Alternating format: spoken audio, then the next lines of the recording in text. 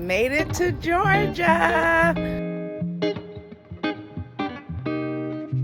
After visiting Key West, Florida, I decided to visit Savannah, Georgia. Savannah has been a bucket list city that I've been wanting to visit, and now I'm finally going.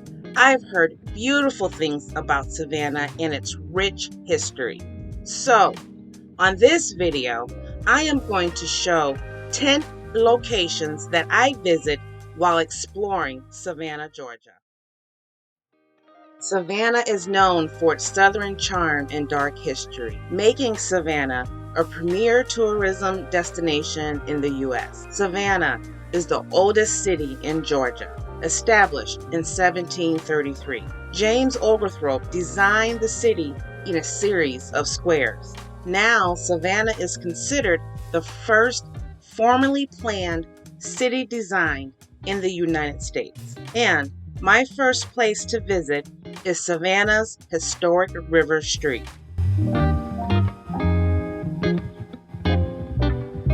We are on the River Walk in Savannah, Georgia.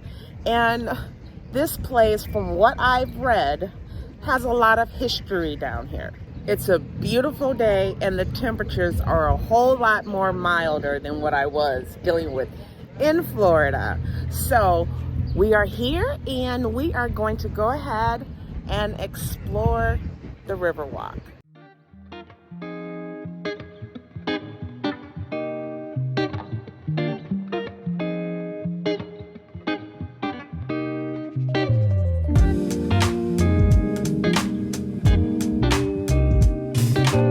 Savannah's historic River Street is located along the Savannah River, where the colony of Georgia was established in 1733. River Street mostly serves as a recreational, dining, shopping, and nightlife location. Most of the property along River Street was built in late 18th and early 19th centuries.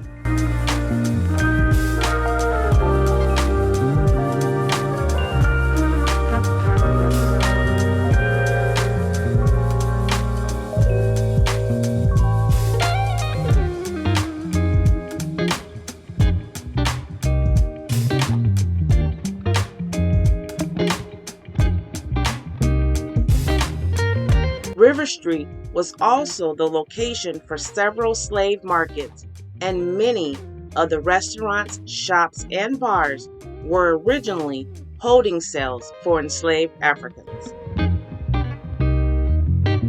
From the cobblestone roads to the age-stained brick and stone buildings, River Street provides you with a historic, haunting, inviting, and entertaining journey from the past into today.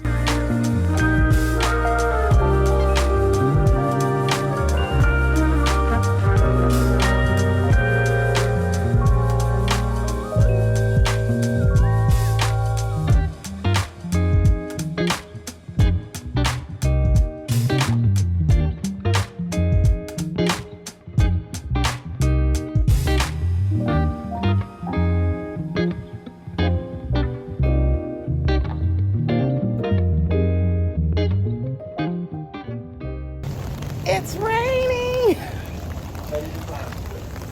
It's raining! So that was the River Walk in Savannah, Georgia. Very interesting. Very interesting. And I like the old town feel. I like the bricks, the cobblestone roads. Don't like to drive on them. The first African Baptist church, established 1773. Unfortunately, the church was closed, so I was not able to go inside. But here are some clips from their website that give you facts about this church.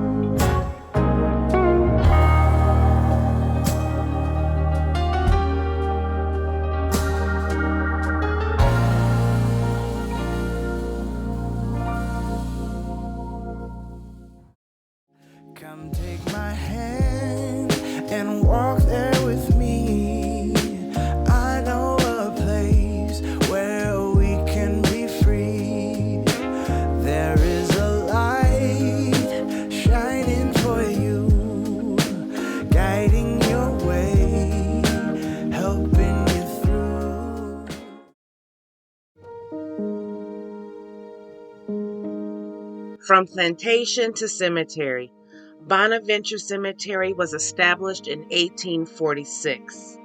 This cemetery has over 100 acres of history. This cemetery is filled with historic Victorian-style tombstones surrounded by old live oak trees draped in Spanish moss. The cemetery has graves from the 1800s and is listed as one of the most beautiful and haunting cemeteries in the nation.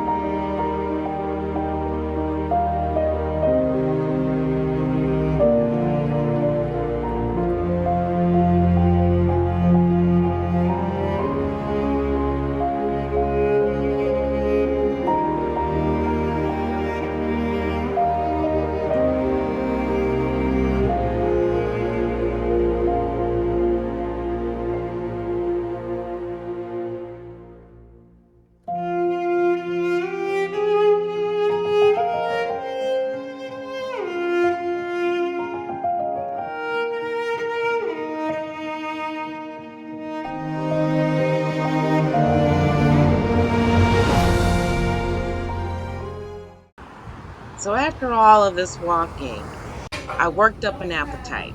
And you can't go down south without getting any southern food. So I decided to get some southern food from Sisters of the New South restaurant. This is dinner for tonight and probably tomorrow. Smothered chicken, cornbread, green beans, mashed potatoes, and my favorite, mac and cheese. With a sweet tea. I'm about to smash. Welcome to another day in Savannah, Georgia. As I said earlier, Savannah, Georgia is rich with history. And today I have a few more locations that I do want to take a look at before I depart from Savannah. Not only is Savannah just a very beautiful town, very, very beautiful city, it's also very dark and it has a dark history. And today we're going to start our morning with visiting Warm Soul Plantation. This plantation right here is, or if it is or was, 822 acres of land. And this plantation also has a rich history. So I am kind of early. They open in about 30 minutes. So yeah, let's go take a look at Warm Soul Plantation in Savannah, Georgia.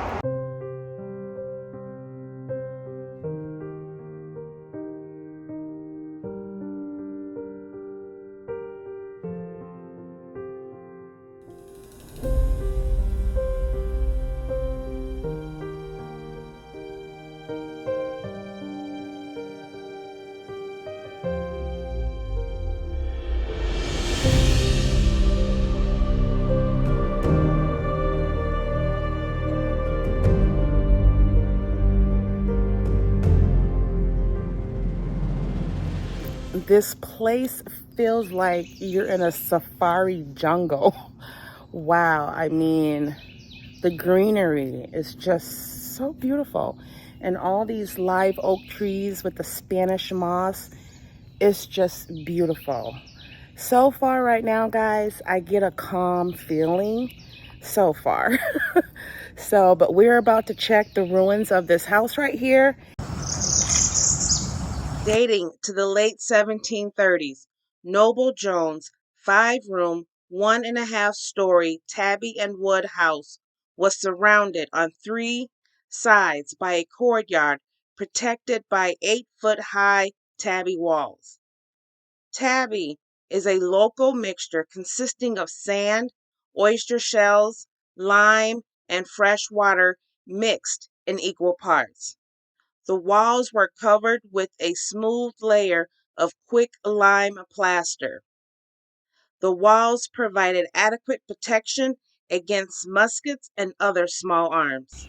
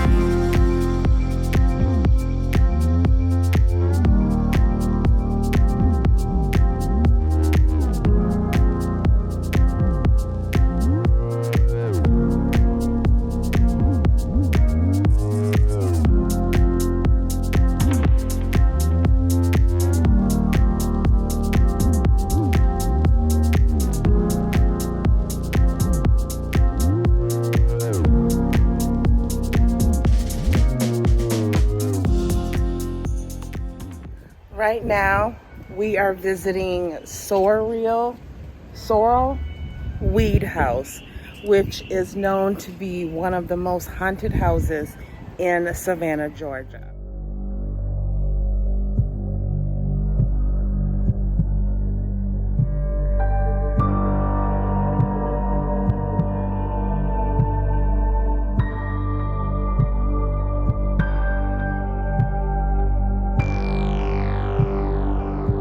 Construction began on the Sorrel House in the late 1830s near present-day Madison Square. It was built for Francis Sorrel and designed by Charles Kluski. Sorrel was one of Savannah's wealthiest shipping merchants at the time, so the home is quite a showpiece. The Sorrels hosted large parties at their house with many well-known attendees. In fact, Confederate General Robert E. Lee visited the home at least 3 different occasions. Everything went well within the Sorrel family until 1859. That's when Sorrel decided to sell the home to Henry Davis Weed, and Sorrel moved his family into the house next door. That same year, Matilda reportedly discovered Sorrel was having an affair with an enslaved girl named Molly. Matilda was so distraught that she jumped to her death from the window of the new home. Molly was distressed as well, and she was found hanging in the carriage house of one of the homes. Francis Sorrel remained in the house until his death of a stroke in 1870 at the age of 77. He is buried in the northern section of Laurel Grove Cemetery.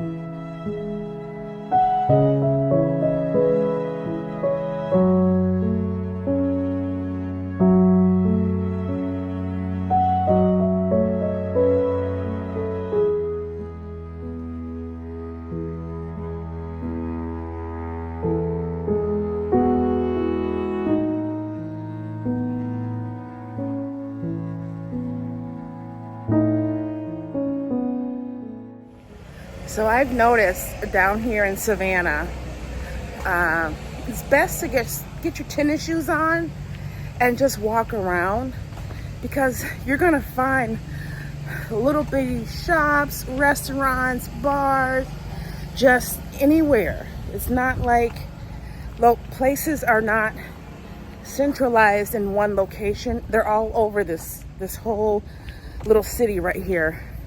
So yeah, it's best to get your shoes on to just really get a feel of Savannah, Georgia.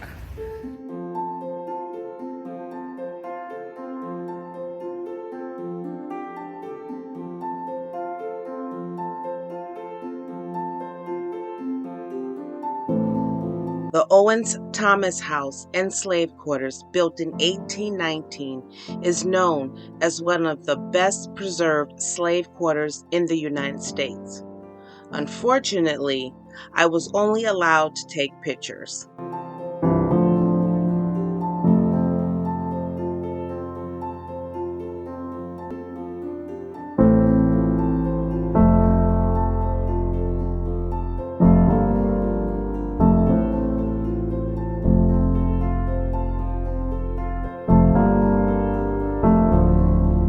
The tour starts in the slaves' quarter known as the Carriage House, which served as a place where the slaves and horses lived.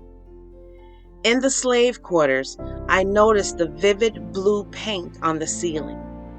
This blue paint is called haint blue, and it was used by many African slaves in the South. The Gullah culture considered the color haint to be a representation of water, and evil spirits are unable to pass over water. It is believed that anywhere between 14 and 30 slaves lived in this house.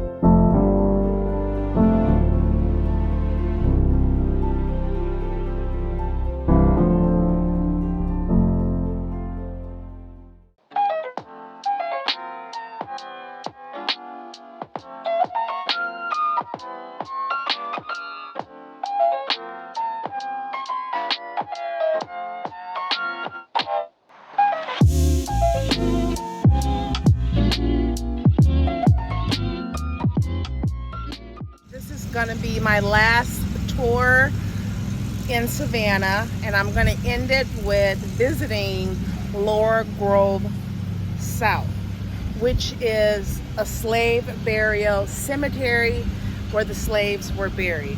Now there is a Laurel Grove North as well, and the slaves could not be buried with the slave owners. Yeah, the slave owners were buried in Laurel Grove North, where the slaves were buried in Laurel Grove South.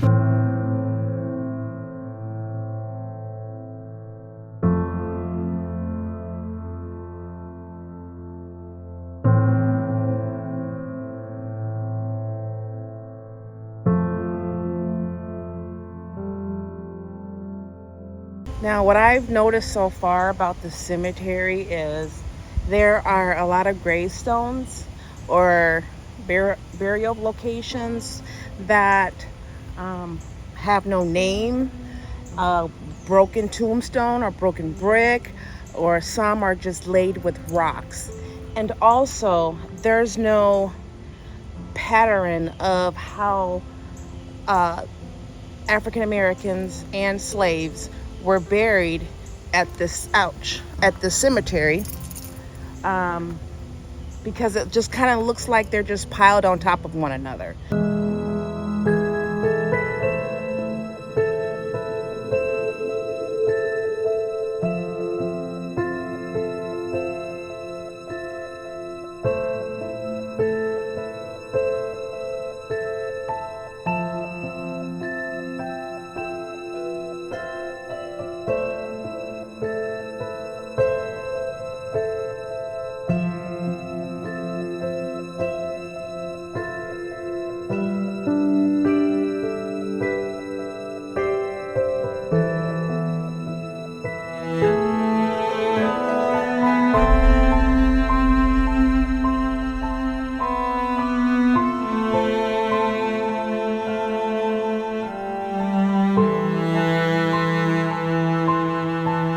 Now here's another site here that has no name, no date, no information. So we know something, we know someone is buried here. We just don't know who.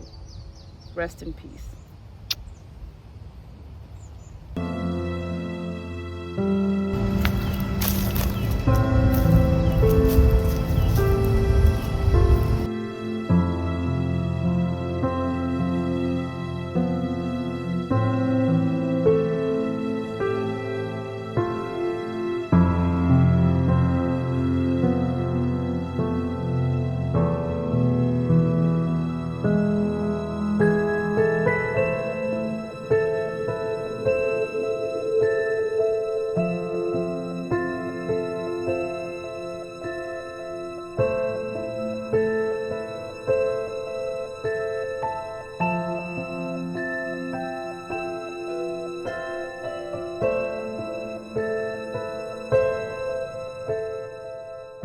So guys, this is where I'm going to end my video of my visit to Savannah, Georgia.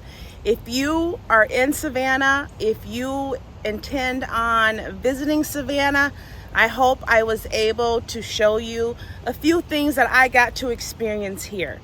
There is a whole lot more history than I showed you, so there's plenty to do, okay? And also some good food as well. Rich history, rich history. And I am so glad that I came down here finally.